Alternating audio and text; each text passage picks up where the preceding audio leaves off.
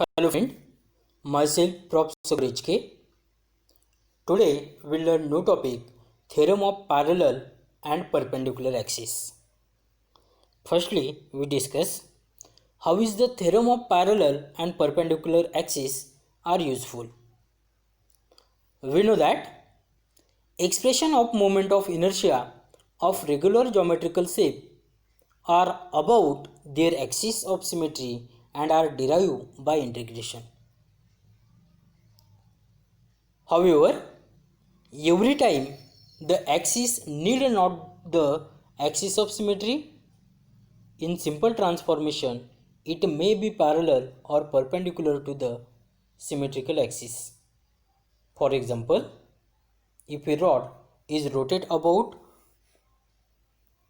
one end, the axis is parallel to its axis of symmetry. If a disc or ring is rotated about its diameter, the axis is perpendicular to the central axis. In such cases, simple transformation are possible in the expression of moment of inertia. These are called theorem of parallel axis and theorem of perpendicular axis. One by one, we can discuss theorem of parallel axis and theorem of perpendicular axis. Firstly, we discuss theorem of parallel axis. Statement: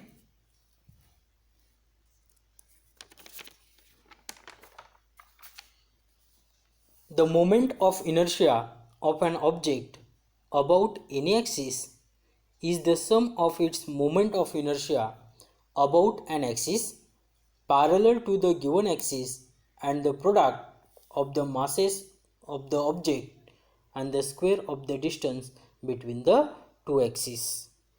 Means what? I0 is equal to I suffix c plus mh square. This is a mathematical form of a theorem of a parallel axis. See this diagram.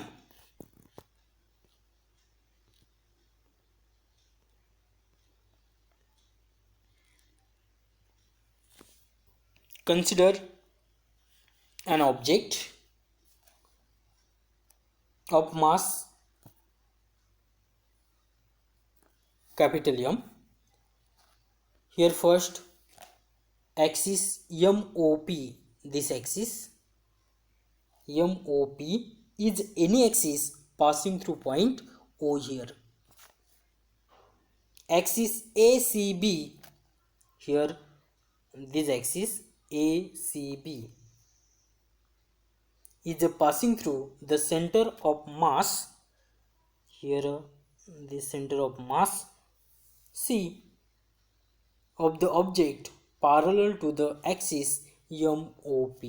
These both axes, this axis MOP and ACB both are parallel, and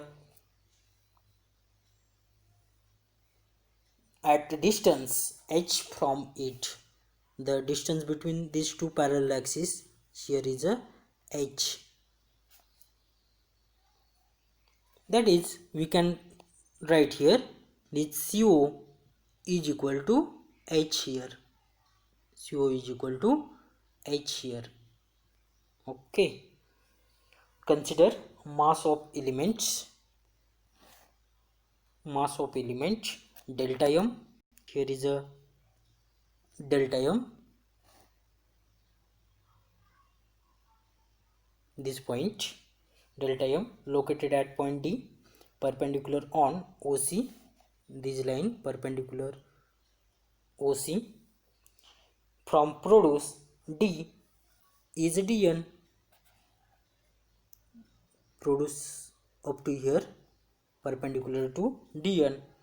Moment of inertia of the object about the axis ACB is given by here. This become given by here I suffix c is equal to IC is equal to integration dc square into delta m. Then moment of inertia of the object about the axis MOP. It is I0 is equal to integration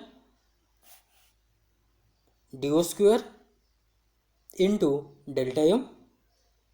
Therefore, we can write here I0 is equal to integration dO square into delta m.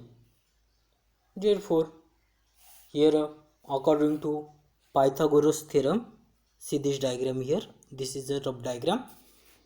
We can see here in triangle, in right angle triangle DNO, here dO square means this become integration dn square plus NO square into delta m according to Pythagoras theorem. But NO is equal to this become NO is equal to NC plus CH. Then put this value in above equation. We can write here I suffix 0, that I0 is equal to integration in bracket dn square plus value of NO, we can put here NC plus CO, NC plus CO bracket square into delta m. Then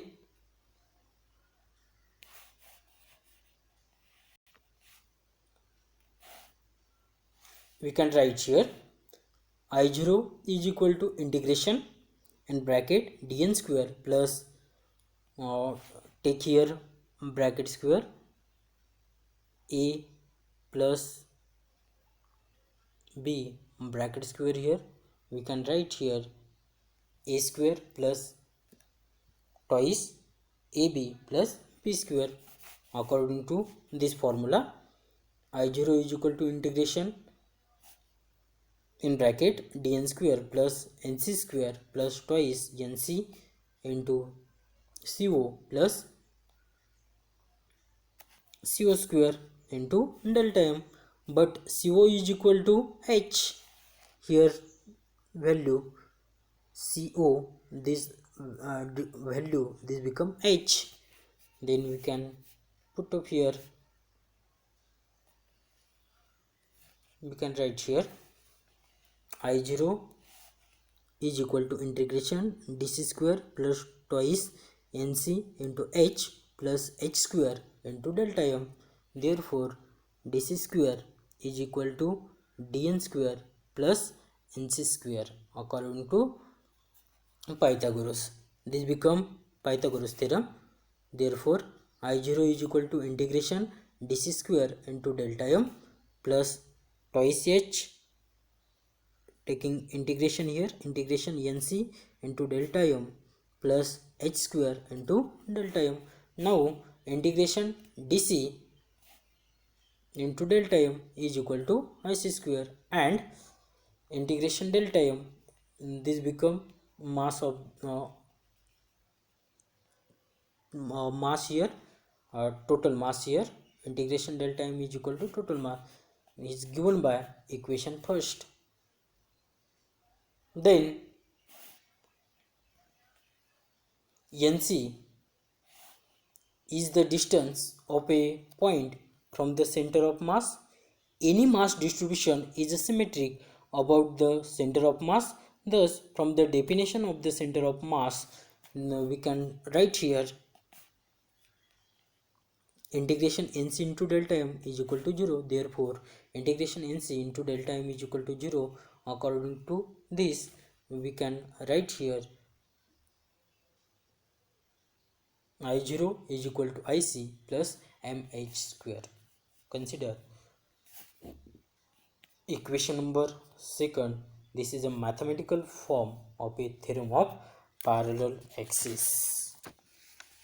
In this way, we can derive the theorem of some question asked on this topic. State and prove theorem of parallel axis about moment of inertia. Then Next, theorem of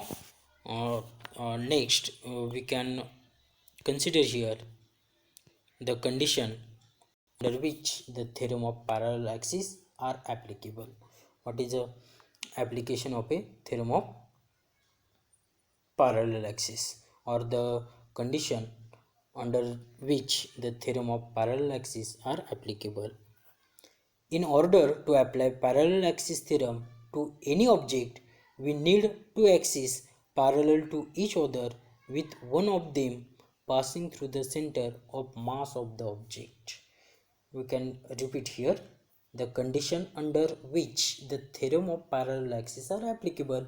In order to apply parallel axis theorem to any object, we need two axes parallel to each other with one of them passing through the center of mass of the object.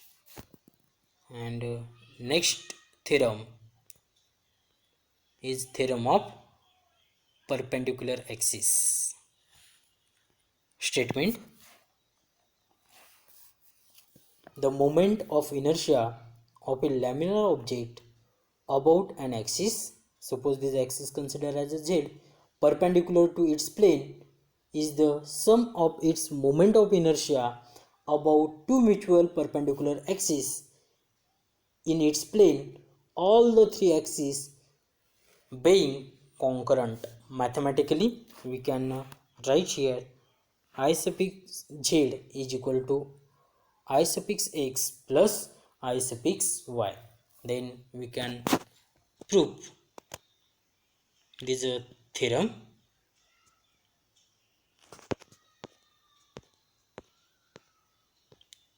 See this diagram.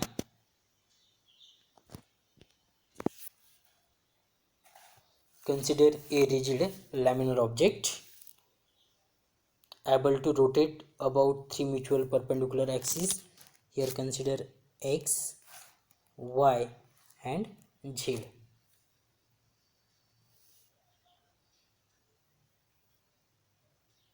Axis x and y are in the plane of the object, while z axis is perpendicular to its and all the concurrent at 0. Consider mass.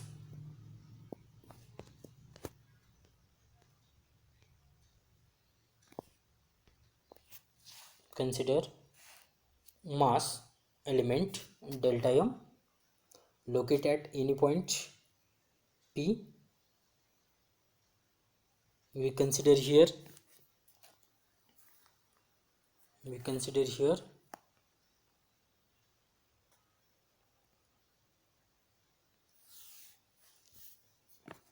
PM, here PM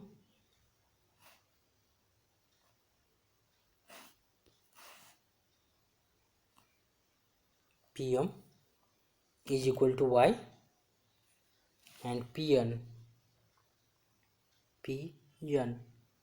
is equal to x are the perpendicular drawn from P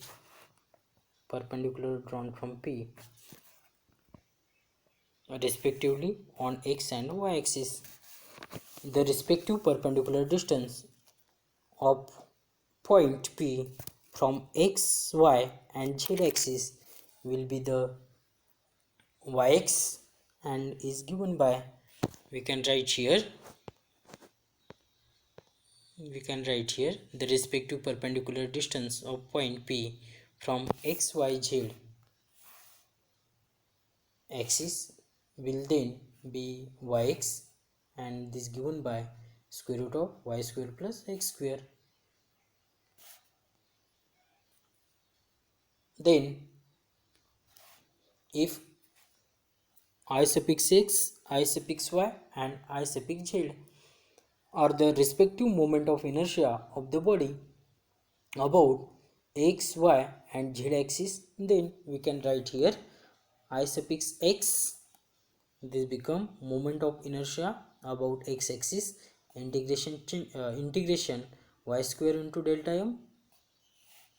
Second one, I suffix y, moment of inertia about y axis, this become integration x square into delta m, and next one I suffix z, that is moment of inertia about z axis, this become integration y square plus x square into delta m. Then we can write here, separate this term, I suffix z is equal to integration y square into delta m plus integration x square into delta m.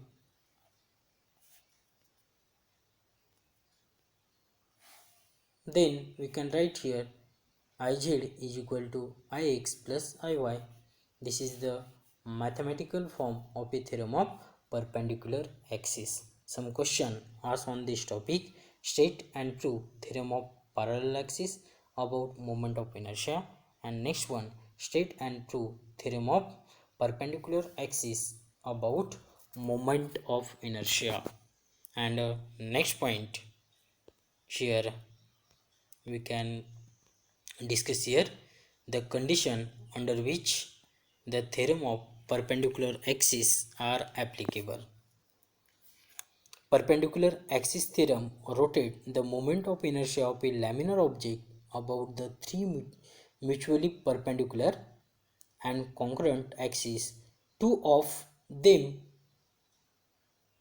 the plane of the object, the laminar object is like leaf or any two-dimensional object, example ring, disk, any plane sheet, etc. Repeat again the condition under which the theorem of parallel axes are applicable. Perpendicular axes are applicable. Perpendicular axis theorem related the moment of inertia of laminar object about three mutually perpendicular and concurrent axes, two of them in the plane of the object. And next question asked on this topic. See this figure. In the figure given below, the point D is chosen such that we have to extend OC for the perpendicular DN to fall on it. What will happen to the final expression of I0 if point D is so chosen that the perpendicular DN fall directly on OC? See this diagram here. Then we can write here, there will be no change in the expression of I0, that is expression will be same as I0 is equal to IC plus MH square. This is a parallel axis theorem of parallel axis. In this way we can discuss two theorem. First one is a theorem of parallel axis and second one theorem of perpendicular axis.